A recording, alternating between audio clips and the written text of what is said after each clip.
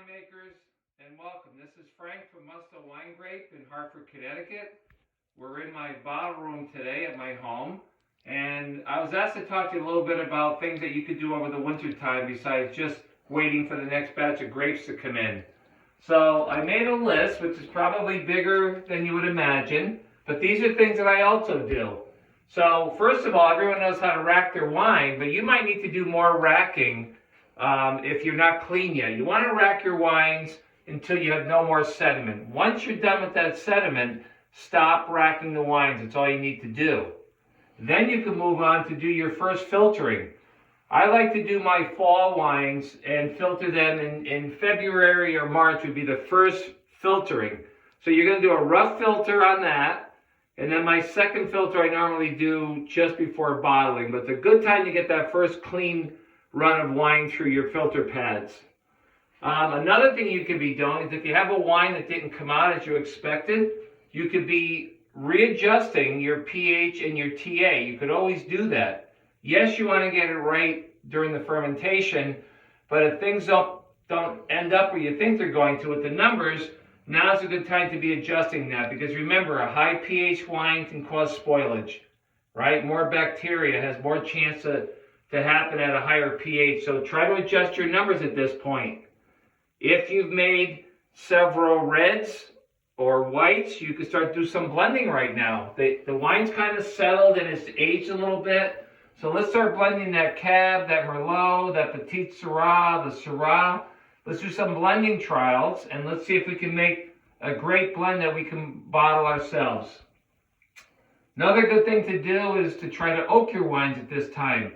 So if you have barrels, start moving them into barrels and moving things out. Or you can also put some oak in your carboys or your tanks. And we've talked about that on some of the other videos. So great time to get some oak into that wine. And for those of you that would like to make some homemade port, this is almost a perfect time to do it. You're a little quiet. You've got some leftover wine. You could add some brandy and some sugar to that and make a homemade port that you can be pretty proud of. So we've got videos on that on how to make homemade port. When it comes to the whites, it's a perfect time to bentonite your whites, which means you're going to make them protein stable. So if you bentonite your whites, you're pulling the proteins out so that you won't get that haze.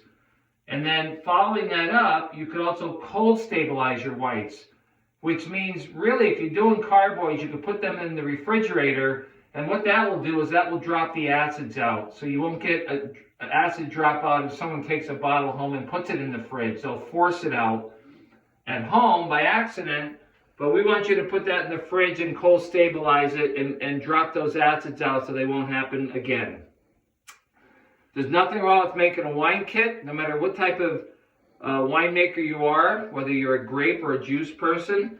Don't be afraid to make a wine kit. Another good reason for making a kit is maybe you make a Carmenere and you find that you could blend that into some of the wines that you've made from grapes in the fall. There's nothing wrong with blending some kit wine in with some grape or juice wine. And last but not least, you should be planning for your spring wines. So we've got some South African coming in, we've got some Chilean coming in, and what better time to do that in the winter is decide what grapes you're going to be buying. They're already posted on the website. So decide what grapes you want to make from South Africa and Chile. Choose the yeast that you are going to use for each of those grapes, and make sure you're placing your order for that yeast. And then, of course, check all your supplies. Make sure you have enough GoFerm, Fermate K, Fermate O, enzymes. Do you have mallow? So take a little inventory and see what you need. I do this. Normally, I'll do this in July for my fall grapes, which are my big season. But I make a lot of wine in the wintertime, too. So I've given you a list of things to do. So I don't want to hear that you don't have anything to do in the wintertime. Enjoy and drink the wine you've made. But you've got a lot of things to do to make that wine good before you bottle it. So until next time, make some good wine.